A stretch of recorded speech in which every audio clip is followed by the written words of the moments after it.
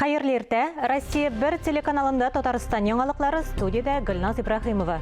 Яздан башланган курылык игеннәрнең үсешенә начар йогынты ясады. Игенче уңыш нинди булыр дип борчыла. Шул сәбәпле республиканың 38 районында гадәттән тыш хәл режимы кертелде. Ширмешән районында курылык зонасына эләкте. Быел игеннәрдән нинди уңыш көтәргә? Үсемлекләрне саклап калу өчен нәрсәләр эшләп була? Тулырак алдагы язмада. Ширмешән агрохуҗалыгы басуында поэма сортлы көзге бодай чәчелгән. Уңыш өчен борчылалар. 1 гектардан 70 центнерга кадәр ашык җыеп алырга ниятләгән булсалар, хәзер инде шуның яртысын булса да җыясы иде диләр. Быелгы язгы кырышларына әзерлек аеруча ныклап әзерләнгән идек инде без. Былтыр яхшы урожай алгач, уртача 40-ка якын центнер инде мөмкинлегебез дә бар иде. Көздән үк ноябрь аенда агроминераллар, яңа удобрениялар, җитештердек, шулай пестицидлар, гербицидлар башында алып куйдык. Көздән үк бәяләр күтәрелгәнче барсына да әзерлек белән караган өметләнгән идек. Ширмешән агроишмасы Татарстанның элиталы ырлыклары ассоциациясе составына кергән ырлыкчылык хуҗалыгы. Чәчүгә җентекләп әзерләнгәннәр. Ашлама, агрохимикатлар, үсемлекләрне саклау чараларын оештыруга 20 миллион сум акча тотылган.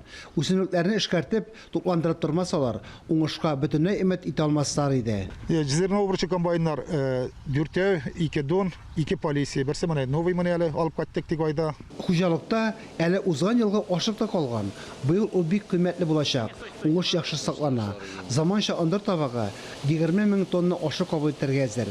Тәүлегенә 1 мең тоннага кадәр эшкәртеп була. Уракта вакытыннан алда башырга туры килер дип уйлыйлар.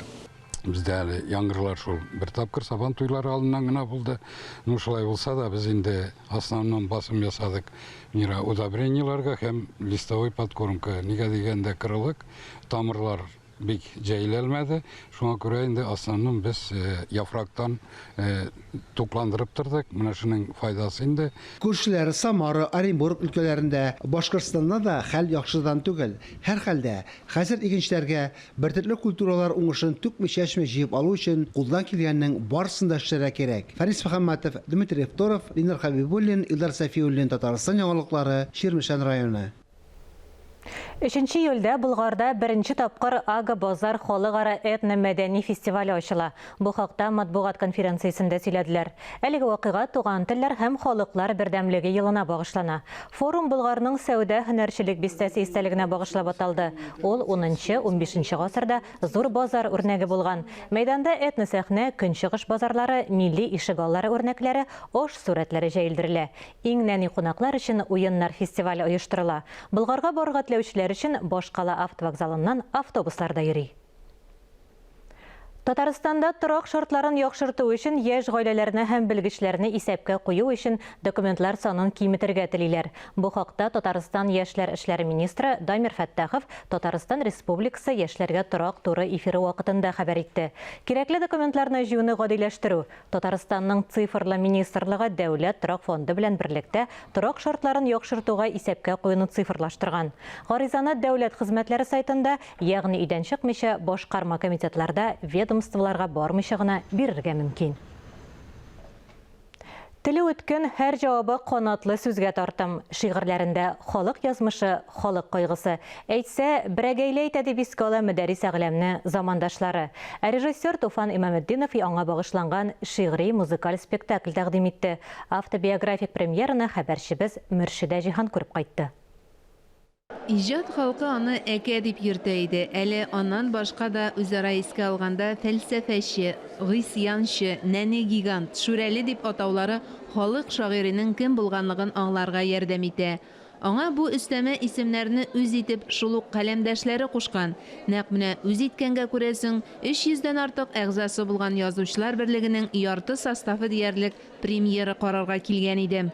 Мөдәррис абый бит ул кеше иҗатына да, үз иҗатына да бик зауык белән якын килә иде. Һәм аның кичәләрендә иң отышлы шигырьләре яңгырый иде.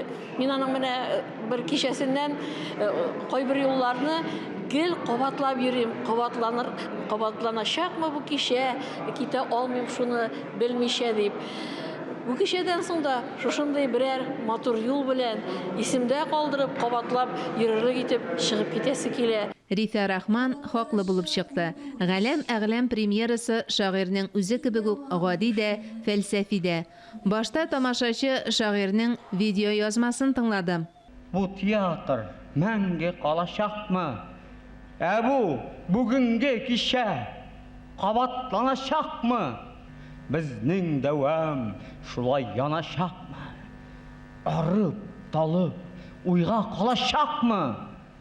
Бу кичә кабатланачакмы? Кабатланачакмы бу кичә? Китә алмыйм. Шуны белмичә. Әйе, ул кичә кабатланды. Аңа ул вакыт төп түгел 60 яшь тулган иде. Милли мәдәни үзәкнең шыгырым тулы залында мөдәррисияда узды.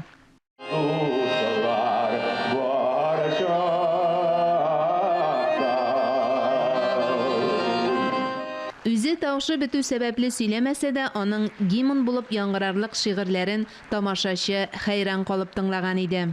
Әлип дана кырбан иткән кебек, бутамас төтен җибәреп, мин татармын. Сез уйлыйсыздыр, исем алмаштыру бик җайлы. Тик мин әле булгарымнан башка җайлык бүләк иткән Тукайлы. Мин татармын. Безне бүлгәләргә үз дигәнчә һәр шырма ташты. Тик мин әле булгарымнан башка Тамбов бүләк иткән Такташлы. Гомерлек гәүдәм эчендә бәргәләнә мәңгелек дип язган мөдәррис Әгъләм шул елны арабыздан китеп тә барды. Үзе әйтмешли, җырны шикләмәгән вакыт, гомер шикле. 15 елдан соң шигъри музыкаль спектакль белән искә алабыз. Ул сәхнәдә туды, яшәде, яратты һәм мәңгелеккә китеп барды. Һәммәсе булды насыйп. Аның иҗаты минем өчен тоташ бер фәлсәфә ди Айсылу Мөсәлләмова. Аның шигырьләрен сәхнәдә уку бик авыр, чөнки алар шулкадәр тирән язылган. Аны кабат-кабат укыйсың. Әле сәхнәдә без аны сәхнәләштергән вакытта да без әле кайбер әйберләрне аңлап бетерә алмыйбыз. Ул аны нинди мәгънә белән әйткәнен без әле дә бүген дә аңлап бетерә алмыйбыз. Ул шулкадәр тирән яза торган фәлсәфи язучы. Дөнья ак күпек. Казна эшләрендә эшләми, үзенчә фақат шигырь белән генә яшәгән шагыйрьнең иҗатын сәхнәләштерүгә алынуда җаваплы һәм кыю адым. Күп катлы кеше, аның һәр каты да бер галәм инде. Әмма менә без аның шигырьләрен алып, инде аның мәхәббәт темасы һәм халык темасы турында инде менә аның кичәсен эшләргә тырышкан идек. Спектакльнең режиссеры һәм әдәби мөхәррире Туфан Имаметдинов шагыйрьне кыя итеп күрә. Кыя булса да ул ярата белә, кешеләргә, дөньяга гашыйк. Миңа баккан күзләреңнән үбә синең шушы. Үбә миннән башкаларга булмасын гашык. Мөдәррис Әгъләм иҗатын тормышын чагылдырырга тиешле премьераны һәр тамашачы үзенчә кабул итте. Әмма Галәм һәм Әгъләм рифмада гына түгел, мәгънәви яктан да аваздаш икәнлеген Кәрим Тинчурин театры артистлары тагын бер кат исбатлады. Мөршидә Җиһан, Ирек Хәмидуллин, Татарстан яңалыклары. 2-3 июль көннәрендә Мөслим районында 11-нче Бөтен Россия авыл сабантуе була. Бәйрәм Бөтен дөнья татар конгрессы, Мәдәният министрлыгы һәм Мөслим муниципаль районы ярдәме белән оештырыла. Шул уңайдан Мөслим районында сабантуй мәйданына сөлге, башка бүләкләр җыюны оештырдылар. Ата-бабаларыбыздан калган изге йоланы электән килгән традицияләрне исәпкә алып үткәрделәр. Федераль авыл сабантуеннан безнең иҗат төркеме махсус репортаж әзерли. Аны игътибарыгызга 5 июльдә яңалыклар чыгарылышында тәкъдим итәрбез. Республикабыз театрларында артистлар җәйге ялга тарала. Кәрим Тинчурин исемендәге Татар дәүләт драма һәм комедия театры үзенең 87-нче сезонын япты. Тулырак хәбәрчеләребез язмасында. Узган ел Театр сезоны гөрләп барган чорда пандемия бар эшкә аяк чалды. Ә быел 2 сезонның ябылышына Тинчуринлар аеруча әзерләнгән. Сезон җитди драмаларга, комедияларга бай булып, иҗат коллективы үзенең профессиональ дәрәҗәдә югары икәнлеген дәлилләде. Әлеге театрның йөзек башы булган Исламия һәм Хәлил Мәхмүтовларның иҗат династиялары бик озын, дәвамлы булуы да билгеләп үтелде. Киләсе сезонда сау сәламәт булып, барыгызда яңа көчләр туплап, яңа рольләргә әзерләнеп, яңа эшкә әзерләнеп килсәгез иде. Татарстан Республикасы Карим Тинчурин исемендәге дәүләт театры үз дәрәҗәсен, югары дәрәҗәсен төшермәде һәм тагын да югарырак дәрәҗәгә иреште. Шуның өчен сезгә Мәдәният министрлыгы исеменнән бик зур рәхмәт белдерәм. Быелгы сезонда театр 5 премьера тәкъдим итте. Алар полиционер, сәйдәш йокысызлык, утка очкан күбәләктәй, шахмат, галәм-әгълам. Bütün spektakller bizning turlicha, turli. Bu bik yaxşı da birinchidan bizga turli tomoshabinni o'zimizga tortamiz. Ham ularning ehtiyojlarini qanoatlantiramiz.